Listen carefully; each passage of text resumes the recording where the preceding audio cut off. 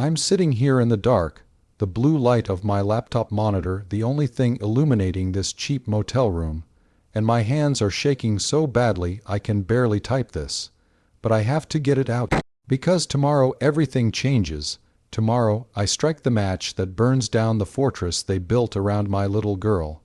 And I need to know if I'm crazy, or if any father in my position would do the exact same thing. They think they've won, these people with their old money and their high-powered lawyers and their connections that run deeper than the roots of this rotten city. They think they have me trapped behind their enemy lines, silenced, broke, and broken, just another dead, beat dad they've successfully alienated from his child, but they forgot one crucial thing. A man with nothing left to lose is the most dangerous creature on the planet, especially when you're holding the only thing he has left hostage. I've spent the last 3 years playing their game, following their rules, swallowing my pride while they weaponized the family court system against me. But when I looked into my 6-year-old daughter's eyes yesterday during our supervised visitation, a visitation I had to pay $300 just to have, and saw the pure, unfiltered terror there, I knew the game was over. I knew that following the rules was going to get her killed, maybe not physically, but it was going to kill her spirit, kill the light inside her that I live for, and I realized right then and there that if I have to burn their entire world to ash to get her out of there, then I'll gladly supply the gasoline. And I guess my question to you, before I explain how this nightmare started, is simple. Am I wrong for deciding that their destruction is a fair price to pay for my daughter's safety? To understand why I'm about to do what I'm about to do, you need to understand who these people are. I fell in love with Vanessa 7 years ago, and at the time, I didn't see the gilded cage she lived in. I just saw a beautiful, somewhat sheltered woman who seemed desperate for a normal life away from the suffocating expectations of the Hawthorne dynasty. The Hawthornes own half the real estate in this state and have politicians in their pockets like loose change, and when Vanessa brought me home, a blue-collar guy who worked construction and actually liked getting his hands dirty, it was like she'd brought a stray dog to a black-tie gala. Her father, Alistair, looked at me like something he'd scrape off his imported Italian loafers, and her mother, Eleanor, just offered a thin, icy smile that never reached her eyes, the kind of smile that says you are temporary. But I didn't care because Vanessa and I were in love, and when she got pregnant with Lily, I thought maybe, just maybe, a grandchild would thaw the ice, that they'd see I was a good man dedicated to my family, regardless of the size of my bank account. For a little while it seemed to work. Those first few years with Lily were the best of my life. Lily was this incredible burst of sunshine, all blonde curls and infectious giggles, and I worked double shifts, came home exhausted, and spent every waking moment just marveling at this perfect little human we made.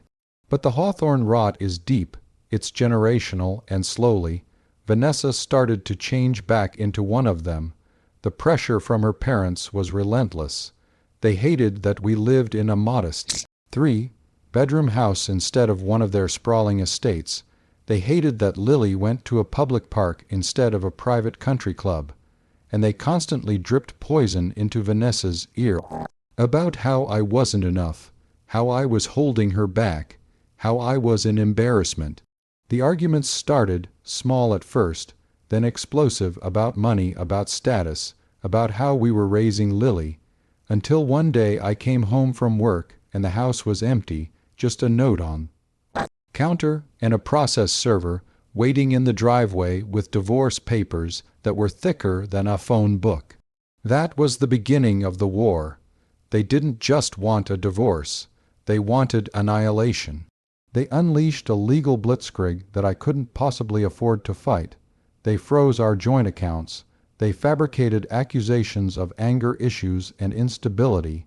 They hired psychiatrists who testified that my blue-collar lifestyle was detrimental to Lily's development, and they painted a picture of me as a dangerous, unhinged brute that needed to be kept away from his delicate daughter. I spent every dime I had on a lawyer who was outmatched from day one. I sold my truck, I took out loans, I moved into a studio apartment that was barely bigger than a closet just to keep paying legal fees, but it was never enough against the Hawthorne war chest. The judge, who I later found out played golf with Alistair Hawthorne every Sunday, ruled against me on almost everything, granting Vanessa full primary custody and giving me every other weekend, subject to their approval, and saddling me with child support payments that were calculated based on an income I didn't have, designed specifically to cripple me further. It was devastating, but I took what I could get, living for those weekends, trying to pack a lifetime of love into 48 hours, trying to create a sanctuary for Lily away from the cold, sterile mansion where she lived with her mother and grandparents. But then the alienation started. It was subtle at first. Lily would come to me quiet, withdrawn, parroting phrases that were too big for her 6-year-old mouth. Things like "Mommy says you don't have enough money to take care of me," or "Grandpa Alistair says your apartment is dirty." It broke my heart to hear them poisoning her mind against me, but I never badmouthed them to her. I just hugged her tighter and told her I loved her more than anything in the universe. Then the visitation started getting canceled at the last minute. Lily has a cold. Lily has a ballet recital. Lily doesn't want to see you today. And when I tried to fight it in court, the lawyers would just bury me in motions and delays until I ran out of money again. 6 months ago, they managed to get my visitation reduced to supervised visits only, claiming I was a flight risk, because I mentioned wanting to take Lily to Disneyland. So now, I see my daughter for 2 hours a week in a sterile government room with a social worker watching our every move, jotting down notes every time I hug her, like affection is a crime. And that brings me to yesterday. I hadn't seen Lily in 3 weeks because they kept canceling, and when she walked into that visitation room, my stomach dropped. She looked tiny, frail, like she hadn't been eating. There were dark circles under her eyes, and she flinched when the door closed behind her. I tried to keep my voice cheerful. "Hey, Lily, bug, look what I brought," holding up her favorite coloring book, but she didn't smile. She just walked over and sat stiffly in the chair opposite me, not making eye contact. The social worker, a stone-faced woman named Brenda, who I'm sure was also on the Hawthorne payroll, sat in the corner, pen poised. I spent the first hour just trying to get Lily to talk, to draw, anything, but she was like a little statue, frozen in fear. Finally, I moved my chair closer, ignoring Brenda's disapproving glare, and gently took Lily's small hands in mine. "Baby, what's wrong? You can tell Daddy. You're safe here." She looked up at me then, and the misery in her eyes was enough to shatter my soul into a million pieces, and she whispered, so quietly I almost missed it, "Daddy, please don't make me go back there. Please take me with you." I felt a surge of adrenaline and protective rage so intense my vision blurred. "Why, sweetie, why don't you want to go back?" She glanced terrified at the social worker, then leaned in close and pulled down the collar of her expensive little designer dress, and my heart stopped. There, on her shoulder, were 3 distinct, angry purple bruises in the shape of fingers, like someone had grabbed her violently and shaken her. I gasped, and Brenda immediately stood up. "Mr. Daniels, you need to maintain appropriate distance." I ignored her, my voice shaking with fury. "Lily, who did this to you?" Tears started spilling down Lily's cheeks. Grandpa got mad. I spilled juice on the white rug. He grabbed me real hard and yelled and threw me in the closet. Mommy didn't do anything. She just watched. The room spun. Alistair Hawthorne, that pillar of the community, was abusing my little girl, and Vanessa was too terrified or too broken to stop him. I stood up, knocking my chair over. I need to report this. Look at her. This is abuse. Brenda looked at the bruises, her expression barely changing, and said, "We can file a report, Mr. Daniels, but you know how these things go. Kids exaggerate, and given your history of outbursts." My history of outbursts, the ones they fabricated, I realized then, with sickening clarity, that nothing was going to happen. The system was rigged. If I called CPS, Alistair would have the case buried within an hour. He'd claim Lily fell. He'd claim I coerced her into saying it. And they'd believe him because he's rich and I'm nobody. They would use this against me, claim I was traumatizing her by bringing it up. And they'd probably cut off my contact completely. I looked at my terrified daughter, trapped behind enemy lines, living in a mansion of horrors where the people supposed to protect her were hurting her, and I knew the legal options were exhausted. I had tried to be civil. I had tried to do things the right way, and it had left my daughter defenseless against a monster.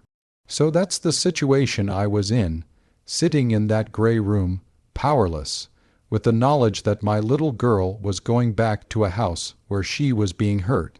Before I tell you what I did next, what I'm about to do, I want you to pause and ask yourself what you would have done. If the law failed you, if the courts were bought and paid for, and you knew your child was in immediate danger, would you keep playing by the rules that were designed to make you lose, or would you flip the board? When the visit ended, Lily clung to me, begging me not to leave her, and I had to physically peel her little arms off my neck, while Brenda watched with cold indifference. And as I walked out of that building, leaving my crying child behind to be taken back to her tormentors, something inside me snapped. The part of me that still believed in justice, in fairness, died right there on the sidewalk. I got back to this motel room, and I didn't cry, I didn't drink. I just sat there in the dark, and I started thinking. I realized that to beat a man like Alistair Hawthorne, you don't attack him head on, you don't try to bend him or lawyer him, you attack the only thing he cares about more than his money, his reputation. You find the rot beneath the gilded surface, and you expose it to the sunlight. And I remembered something.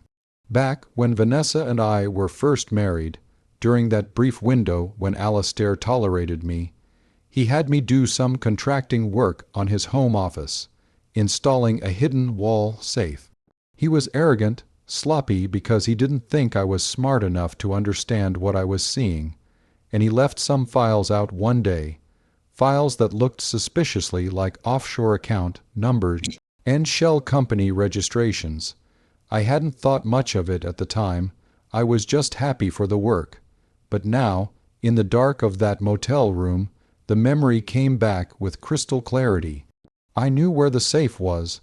I knew the combination because he'd foolishly written it down in a notebook he left on the desk while I was working. His birthday and Vanessa's birthday.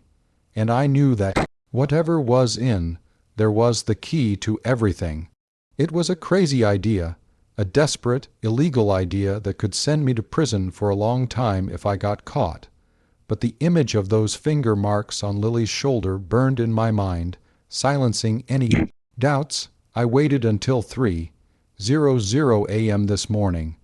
I know the security protocols of that estate. I know where the blind spots in the camera coverage are because Alistair used to brag about them. Dressed in black, heart hammering against my ribs like a trapped bird, I scaled the back wall of the Hawthorne estate. It felt surreal, like I was watching myself in a movie, but the cold night air and the danger felt very real. I slipped through the garden, past the pool house, and up to the French doors of Alistair's study.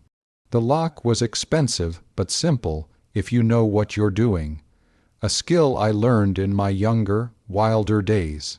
Inside, the house smelled of lemon polish and old money. I crept to the false panel in the mahogany bookshelf. my hands shaking so badly I could barely punch in the numbers. 0-9-2-2-0-5-1-4. Click. The safe swung open. Inside were stacks of cash, passports, but underneath it all, a thick black ledger and a flash drive. I grabbed them, closed the safe, and got out of there, not breathing until I was back in my truck 3 miles away. I came back here, plugged the flash drive into my laptop, and what I found was worse than I imagined. It wasn't just tax evasion. It was evidence of massive fraud, bribes paid to zoning commissioners, kickbacks from construction contracts, and worst of all, documents showing that Alistair had been funneling money out of a trust fund set up for Lily, using her future to fund his gambling debts and illegal business ventures. He was stealing from his own granddaughter while abusing her. This was the nuclear bomb I needed. This was the fuel. And now, as the sun starts to come up, I'm about to strike the match.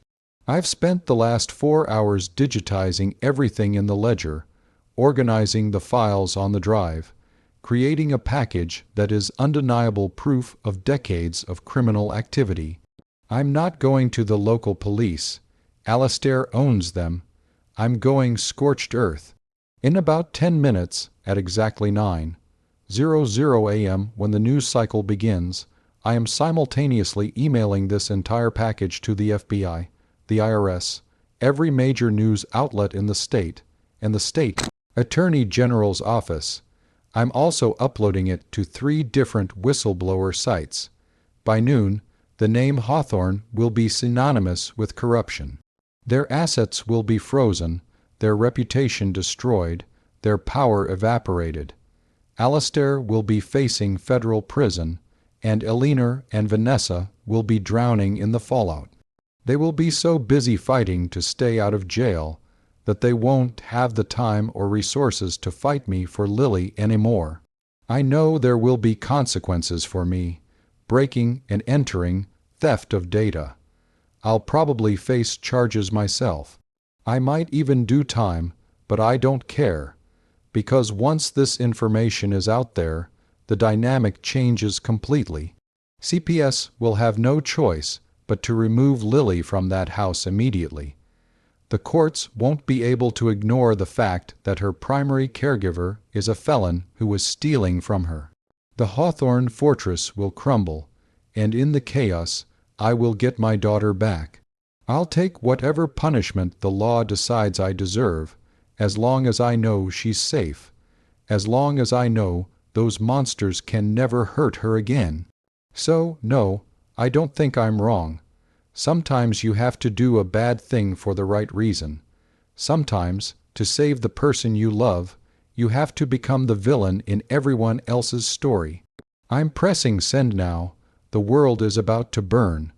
If you were on my side, if you understand why a father would go to these lengths, hit that like button. Subscribe if you want to know what happens next, because believe me, this is far from over. And tell me in the comments, did I do the right thing? I have to go now. I hear sirens in the distance, and I have a feeling they might be coming for me. But for the first time in 3 years, I'm not afraid. I'll see you on the other side of the fire.